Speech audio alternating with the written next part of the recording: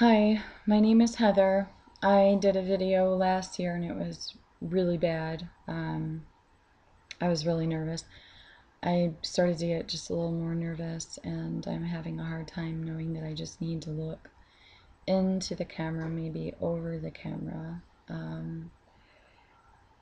And I did a study. I just actually broke it up into 5 pieces because it was really long.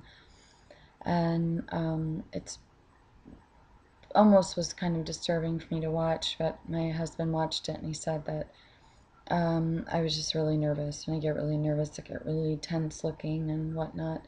So I'm hoping that I can stay a little more relaxed. The study was actually on 2 Peter chapter 1.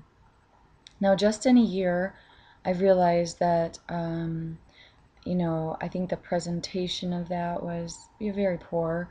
And I needed to probably give a little more history. And it seemed after watching it again that I was still in the lingering stages of very, very like a legalistic type outlook on myself in relation to God, in relation to the Bible. Like with anything, but especially spirituality, I think that it is always ever changing. And I have been known to get a little stuck with like a dogmatic, like I guess wanting it to be kind of this strict, not strict, I don't want it strict, but like I guess hoping that there was some kind of definite, but it never really rang true to my heart that there was only one way to God. I think that everyone has their way. I respect all ways to God. However, someone may want to go about that. I think the most important part is, though, is that we are all trying to seek that direct connection with our Creator. Because I think that when all things are going to evolve here as they've been evolving, that God does want to speak to His children. The early, I don't know what to call it, early humans, if they had their medicine man, woman, shaman of the tribe, whatever it was that it was called, those people were considered to have direct connection with the Creator. There was always an idea of something greater, and that the earth was given as a gift, meaning that we were guests here, that we were to preserve the earth, kind of work with nature. Those are still like my very strong beliefs. So it's even very difficult for me because I know that the Bible is used in many Aboriginal native tribes to pretty much destroy their culture and destroy millions of people. So I just want to make that clear that I'm not ignorant to that. I think that the powers that run the world made sure that we probably would be confused and disenchanted with even the conceptual idea of a Godhead. I really don't, probably socialize as much as I need to. I live with my family, so I see them and I see my extended family. And I did start working at some psychic fairs just recently, so that's about the extent of my socialization other than grocery shopping and the mundane. So, I mean, I do go out, but the few people that I've met periodically, obviously it's all varying degrees, but I'm noticing that, especially in the female population, that they're not wanting to see any kind of masculine trait of a creator. I guess for me, what keeps it most simple is that I go back and I look over just brief excerpts of Native American, which I do feel very close to on many levels. And I believe their concept of a creator, the Great Spirit, was of masculine form. Now, Mother Earth, on the other hand, was a female form. Now, my personal belief is that the creator obviously created Mother Earth, who is in feminine form, is just as important.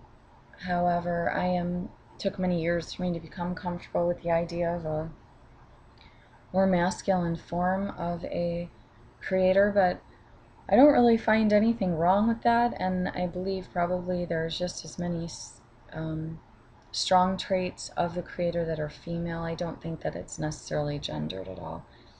So even when I hear the word he, I don't necessarily associate creator God with just this big male, like, ruling force or anything.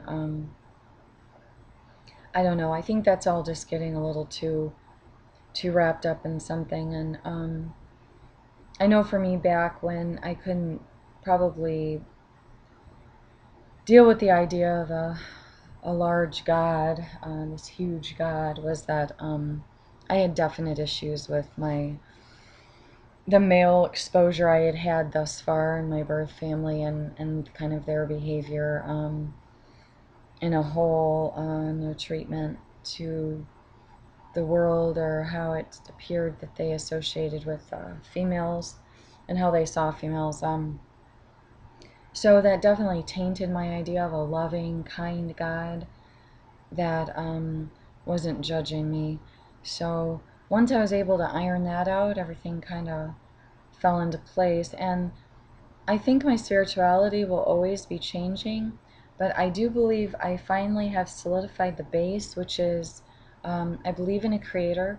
I believe we can have divine interaction with the creator through other celestial messengery. And at times, I think even some, if not all, would be capable of having that communication through the Holy Spirit of Jesus, which is why it was brought to us. And also remember that the reason why Jesus did come to the earth was to help us realize that it's not that complicated. We don't need a ton of rituals and seances and these different constant rituals to have reverence every single day for the Creator and everything that He made. Because once we getting into like major ritual, I mean, I don't mean like if you have a morning, I have my morning thing. I have, silence with God. I have just like that peaceful meditative state to kind of start my day out. And if I don't get that, there's definitely, you can see the effects of it. I'm hoping I can stay on a little more course here and not get way overboard and way off. And I can see watching myself right now that I have obvious problems with this webcam. It's just too weird for me. But I'm gonna do the best I can. Maybe smile. I don't know. Hey, hi. But I don't know. That seems a little weird to do that while I'm trying to stay focused on a serious but yet should be fun manner, which is, out of all the tangents I go on, is really in essence to encourage all humans of the earth, no matter what they identify as, to have that connection with the divine. In whatever way they do it, but to be encouraged and realize that they can have that direct communication with their higher power, spirit, God, whatever. Creator manifests itself in many ways. But I am really big on not worshiping humans and worshiping any entity or being that really never possessed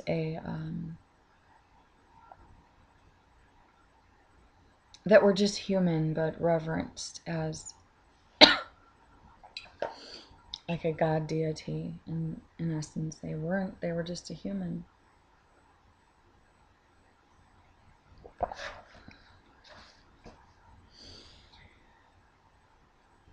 I don't know what I'm trying to say. I'm going to end on that one for this first part, but I am going to continue on into 2 Peter Destruction of false teachers. The other thing is, I do not believe that probably the Bible is extremely accurate.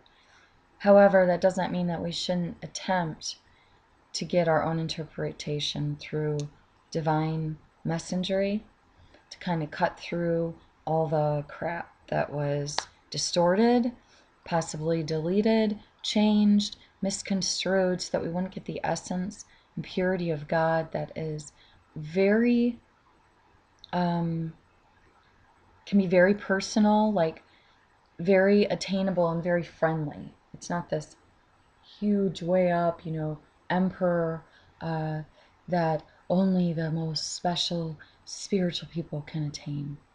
That this was promised through Christ, that all brothers and sisters would have the ability to have this closeness with God. Okay, so that's the first part of the second series. A year later, see, it's a Bible study once a year, I guess. All right, and I look a little more relaxed than the first time. Not much. Okay, blessings.